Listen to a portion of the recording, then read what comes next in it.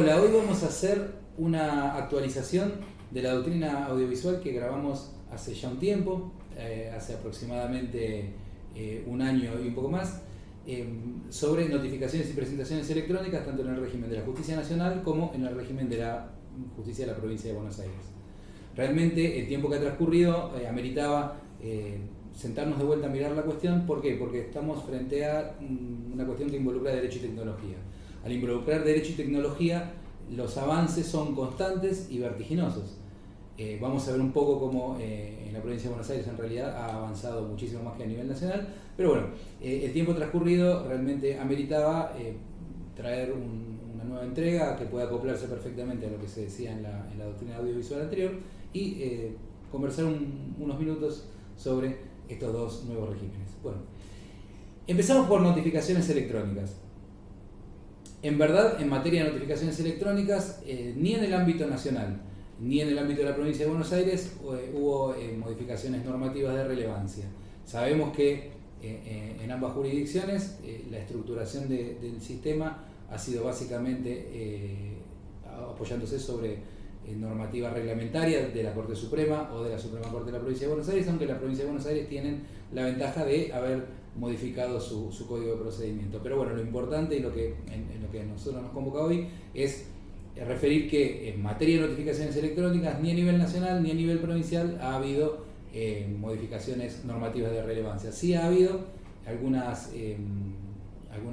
fallos y algunos precedentes jurisprudenciales que bueno, va a quedar debajo de este video listados para que ustedes puedan acceder y abrevar en los mismos para cualquier caso que se les presente. Donde sí hubo avances, donde sí hubo modificaciones de importancia en la provincia de Buenos Aires ha sido en materia de presentaciones electrónicas. Y de las presentaciones electrónicas nos vamos a ocupar a partir de ahora. En el ámbito de la Justicia Nacional, sabemos que el sistema de presentaciones electrónicas en realidad no ha avanzado demasiado. Lo único que se puede hacer por presentación electrónica es aquellos escritos que se consideren de mero trámite, y el resto todavía ha sido al soporte de papel, aunque sobre el final de la doctrina vamos a hablar un poco del anteproyecto de reforma. Sí ha habido algunos precedentes bastante controvertidos, especialmente de la Corte Suprema, en cuanto a cómo operaba la cuestión de las presentaciones de mero trámite y cuáles eran sus efectos en el proceso. Esas sentencias las pueden leer a continuación. Donde nos vamos a focalizar específicamente, porque ha habido una movida muy interesante en materia reglamentaria, es en la cuestión de las presentaciones electrónicas en el ámbito de la provincia de Buenos Aires. Si ustedes recuerdan o repasan la doctrina audiovisual anterior, nosotros nos referíamos al régimen que estuvo vigente en la provincia de Buenos Aires en aquel momento, que corría el año 2017, donde la efectivización de presentaciones electrónicas era optativa. En el sendero que tiende a ir hacia la implementación total del expediente digital, la Suprema Corte de la provincia ha decidido avanzar hacia un régimen obligatorio de presentaciones electrónicas y lo hizo a través del acuerdo 3886 del año 2018, que es el reglamento para presentaciones por medios electrónicos, que fue dictado el 14 de mayo de 2018 y que está en vigencia desde el 1 de junio de 2018. Como ven, a estas alturas ya tenemos más de un año de vigencia, lo cual nos da, por un lado, el texto del reglamento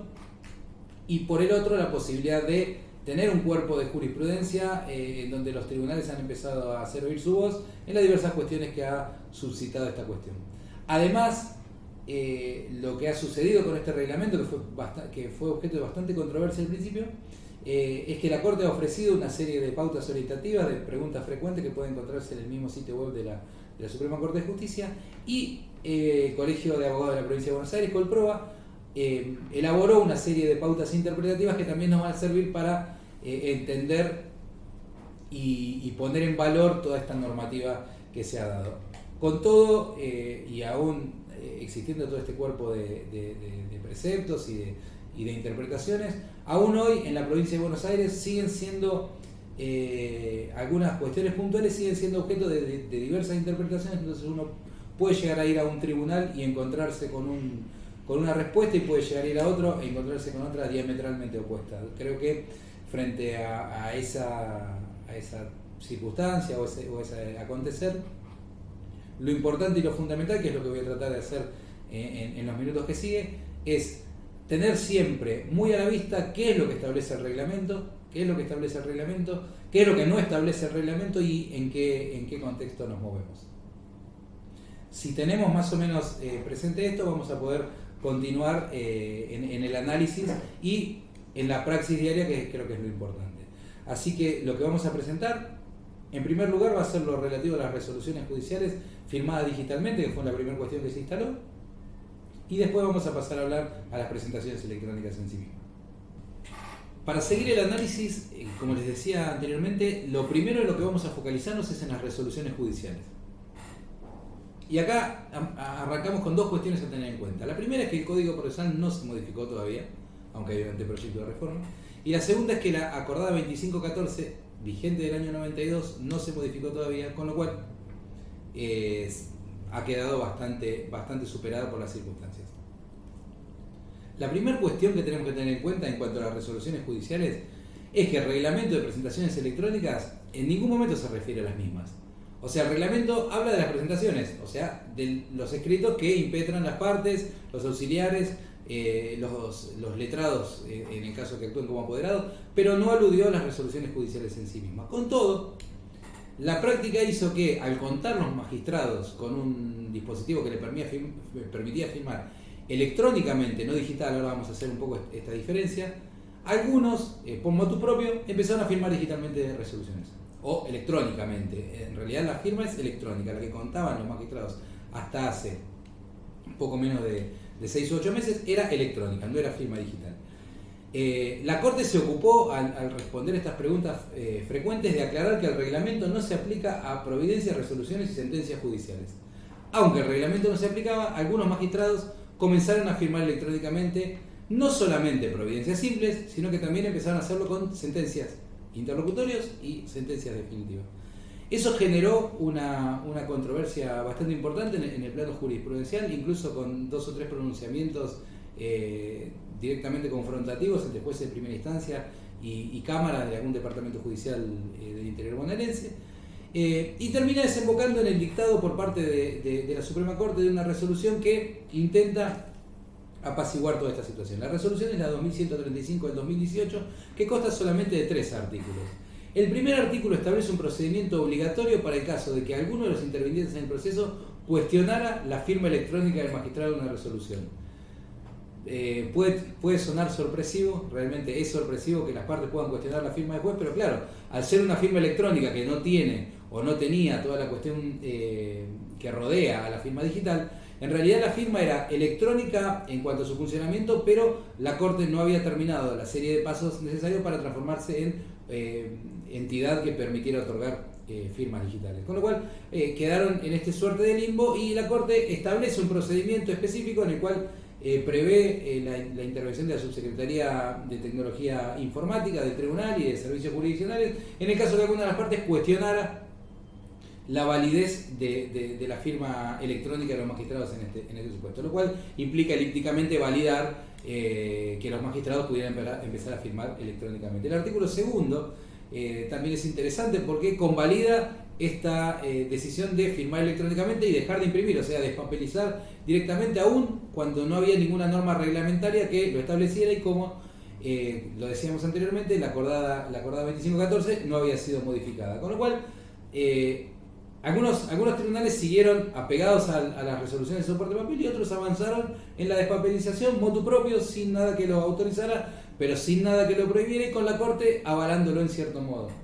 El artículo 12 es interesante, voy a leerlo porque es largo, decía que si por excepción se requiriera por parte de otros organismos jurisdiccionales que los expedientes físicos cuenten con el soporte de papel de las resoluciones judiciales rubricadas por medios electrónicos, los órganos requeridos, o sea, quien no hubiera impreso y otro órgano le pidiera el soporte físico, valga la redundancia, sería entre Cámara y primera instancia, los órganos requeridos solo deberán agregar aquellas que tienen el carácter de registrable, con lo cual obliga a agregar impresas,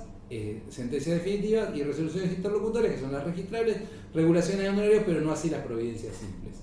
Y el último artículo de esta resolución es interesante porque recuerda a los secretarios de los órganos jurisdiccionales, en realidad esta obligación ya está impuesta por muchas resoluciones que la propia Corte enumera, que son los responsables de que la información que esté volcada en el sistema Augusta y en la mesa virtual sea fidedigna con lo que hay realmente en el expediente. Es un problema muy grande que tienen los operadores jurídicos bonaerenses, el caso en el cual las resoluciones no aparecen en el sistema y aparecen tiempo después porque básicamente se omitió consignar el carácter público de la resolución, con lo cual queda en privado y la puede ver solamente el órgano jurisdiccional. Entonces, la Corte acá se ocupa, a pedido del Colegio de Abogados, y realmente es muy difícil ejercer la profesión cuando tenemos una versión del expediente en soporte papel y una versión del expediente en soporte digital. Entonces, la Corte impone aquí la obligación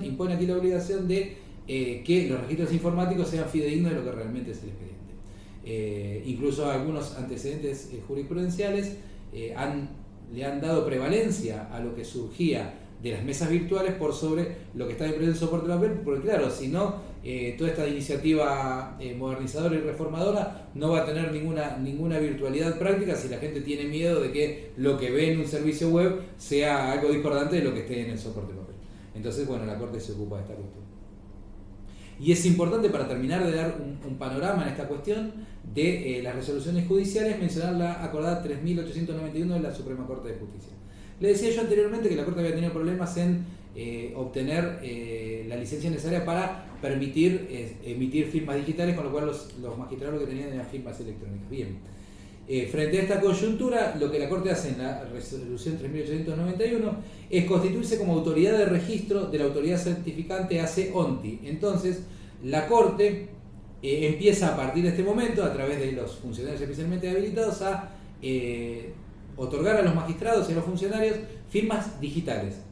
Entonces, a partir de este momento sí se puede decir que los jueces que cuenten con estos certificados van a poder firmar, ya no de manera electrónica, sino digitalmente, las resoluciones. Este es el paso imprescindible anterior a saltar al expediente digital, porque recordemos que el Código Civil y Comercial, en el artículo 288, no habla de firmas electrónicas o digitales, sino que habla exclusivamente de firma digital.